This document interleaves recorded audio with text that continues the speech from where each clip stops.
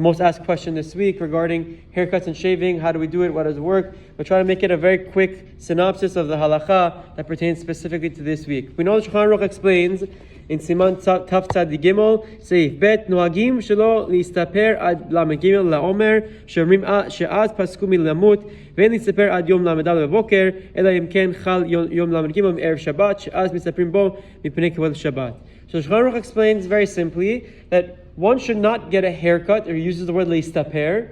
So we're going to translate it to as haircut. Some say this also means shave, until the 34th day of the Omer, because the student ceased to die at that point, unless Lag, the 33rd day, is on Friday, so then you can shave on the 33rd day in honor of Shabbat. That's Shulchan Aruch, very simple. Doesn't really apply to this year because Lag, the 34th day, is on a Monday.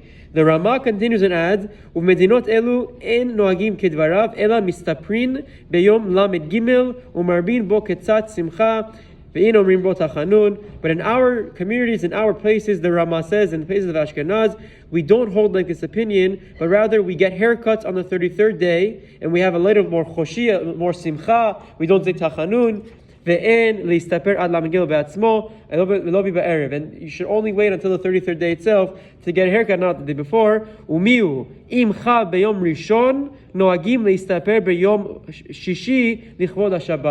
the Mariel.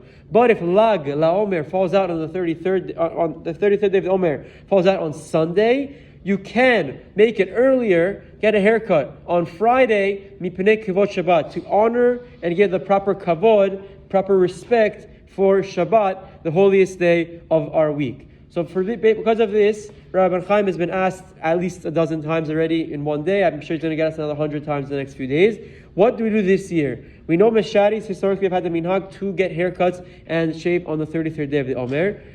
This year, it falls out on Sunday. Do we need to wait until Monday, like the Sephardi poskim, or Ovadia says you do, or Shulchan Aruch says you have to, or is there any room for leniency? Rabbi Chaim explains there are 4 or 5 different svekot, different possibilities, different doubts that we can put together to make it allowed to get a haircut on this Friday. First and foremost, the Raman. We have the Mesharis have the minhag, like the Ramah, to get on the 33rd day, and the Ramah says explicitly this year you do it on Friday in honor of Shabbat. Secondly, there's an idea of the Radbaz explains every week when it comes to shaving that Shulchan Aruch doesn't Friday in honor of Shabbat would be in theory allowed if someone wants to. The third, there's a big discussion what the Shulchan Aruch has been talking about. When he says lehistaper, we translate in our modern Hebrew as to get a haircut. But the Sephardi poskim understand lehistaper to mean also to shave. But there's a big machloket. What does it mean? Many poskim say that it's just referring to haircuts, and shaving isn't actually prohibited during the duration of the Omer.